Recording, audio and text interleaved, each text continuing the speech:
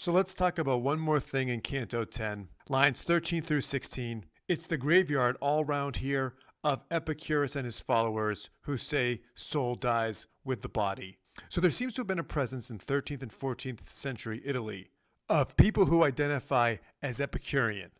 Looking at Giovanni Boccaccio's interpretation of Epicurus, the greatest bliss was in the carnal pleasures, that our sensory perceptions and sensitivity should be stimulated through our eyes, ears, touch, and taste.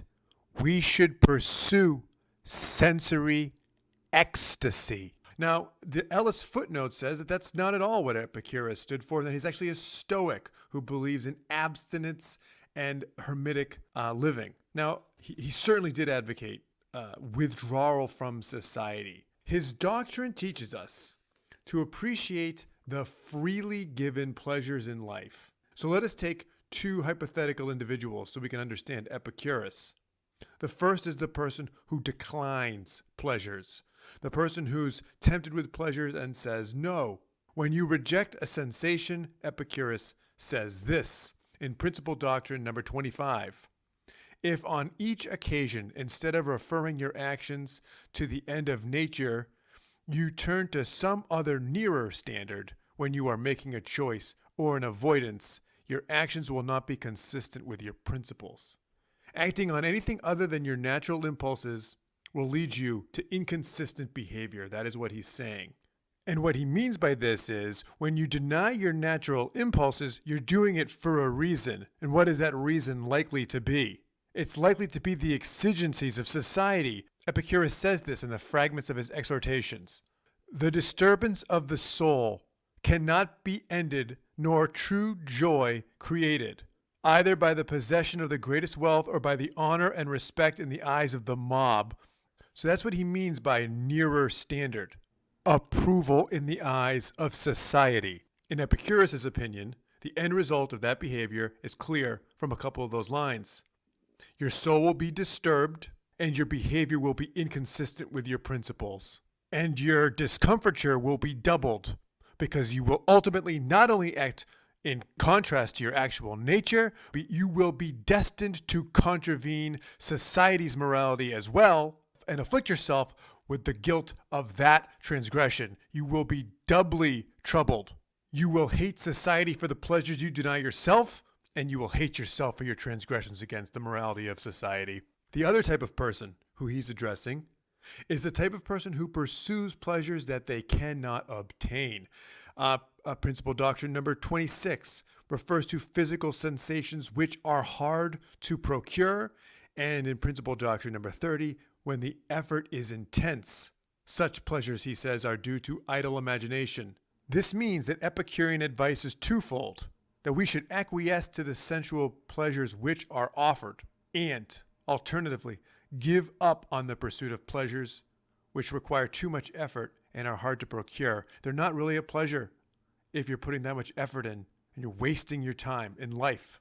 Applying this standard to any one person on an individual basis will yield different results because different people are different. That's how you know, by the way, that Epicurus is onto something. When his philosophy will yield different outcomes, right? That's how you know he's onto something. It's people who think that they can have a uniform outcome, that you know that they're full of it. So let's look at those two types of people. The person who has never really offered sensual pleasures. If they decide to listen to Epicurus and say, you know what, I'm wasting my time pursuing them. All I do is waste my energy, I waste my time, and I waste my efforts. I'm going to stop and I'm going to focus on obtainable pleasures. That person is going to wind up having not a ton of sensuality in their life. They're going to look like they live stoically because they cease to pursue that which is not that easily obtained. Focusing instead on the pursuit of knowledge or some other arts, Epicurus believes acquiring knowledge to be a great pleasure. And by contrast, the person whose life brings them much easily obtained sensual pleasure will succumb, if they listen to Epicurus, to those more physically sensational temptations that appeal to visual, tactile ecstasy and say, It is in my nature to enjoy this, so I'm just going to enjoy it.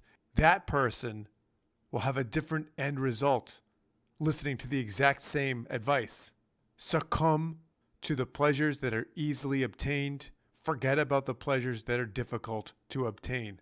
If a person is reading Epicurus and living in a culture where sensual pleasures generally are easily obtained, the end result will be lots of sex. Maybe that culture is Italian, and maybe in 14th century Italy it is possible that widespread reliance on Epicurus would lead quite easily into a sensual lifestyle.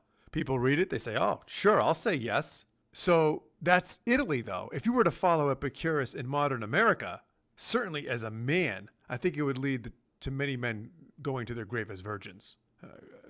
Unless every man followed this philosophy, then maybe in a sort of aggregate sense, different behavior would be elicited from women. But no, you pull this in America, you're dying a virgin, a lot of men. All right, so different results can come from the same doctrine. What does Dante have against Epicurus? It seems like he should see eye to eye with him on many things. The only thing he seems not to like is this issue of the soul dying with the body. That's why, according to the Boccaccio commentary, he chose these burning tombs for the Epicureans. That is their ironic punishment for denying that the soul lives on after the body is the eternal torment of their soul in a grave-style thing, as though it were a body. Here's what I think about this. If sensuality, well, let's take Boccaccio's word for it, that the sensual form of Epicureanism is what was dominating in Italy, I don't think that bothered Dante. I think it is the arrogance of the pursuit of knowledge. That's the part that irritates him. In, 27 of his exhortation, this is Doctrine 27, he says, in philosophy, pleasure goes hand in hand with knowledge. So that goes to a lot of what we said. But see, the thing is because the doctrine involves the pleasures of knowledge, the implication is that it attracts the highly intelligent. And when it says it attracts the highly intelligent, those who want to come off as highly intelligent will simply describe themselves as Epicureans. So I think what Dante dislikes is not Epicurus himself, but I think if this was ever a trend, it'd be irritating to bump into people who think they're brilliant because they assign this epithet to themselves and distinguish themselves from you on the lamest of all sticking points, something like the soul dying with the body. The most facile, laziest demonstration of intellect there's ever been. A declaration of agnosticism. Arms crossed, practiced diction. Well, the idea of an afterlife is stupid and impossible. Shut the fuck up, Dante says. If that's as far as you've reasoned, you suck at reasoning. So you call yourself an Epicurean? Oh, neat. So let's turn to this guy Cavalcanti. The man raises himself next to Farinata in the burning tomb. Cavalcanti asks Dante, he says, if it's genius that won you entry to this dungeon, where's my son? Isn't he with you?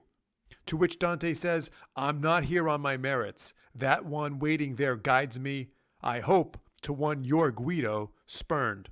So the one that's waiting is a reference to Virgil, Guido a reference to Cavalcanti's son. Cavalcanti responds, what? He spurned? Isn't he alive? Then the next lines are, and when he realizes my delay in answering him, he falls down and doesn't poke out a second time. So do you know what I think this is? This is a rejection from Dante that genius can be total, or that it introduces itself with such presumption as Cavalcanti has just done. I think even Dante draws that line. Oh, you're smart? Then you must know my son, is how Cavalcanti basically introduces himself. Dante and Virgil, by contrast, engage in friendship and trust, not in some mutually commendatory exchange of compliments. Yeah, after you, genius. No, after you, you brilliant bastard. You go first, smarty pants. That's not how they're talking to each other. Not, oh, you must know me. You seem like you're a genius. You see the difference? I find that there's a certain unwillingness by Dante to engage in these lines. It has insulted the soul of Cavalcanti. A disassociation, a rejection of intellectual camaraderie. Cavalcanti, I bet, had read in Dante's face much more than just this grave indication of his son's fate. There was a worse insult. We're walking across hell, and you and your idiot son are not on our list of people to talk to. In fact, if anything, I'd rather talk to some guy that your son scorned, right? Did you hear those words? I'd rather talk to somebody who distinguished themselves by being opposite of your son. That's the sort of person we're looking for on this inquest. The next thing in Canto 10, which makes an interesting statement, is the idea that the dead can see the future, but not the present. So to be more specific, Farinata says to Dante that the dead have a blurred notion of the future. He says, we see like him with bad vision things that are far off, but our minds dim as they near. So I find that these lines, the idea of ghosts that can see the future but not the present, makes the present something exclusively owned by the living. The living own the moment. And though they will die, humanity is a continuous life, immortal. Worldly accomplishments are transitory, institutions are flawed, but the pleasurable momentary existence is inextinguishable.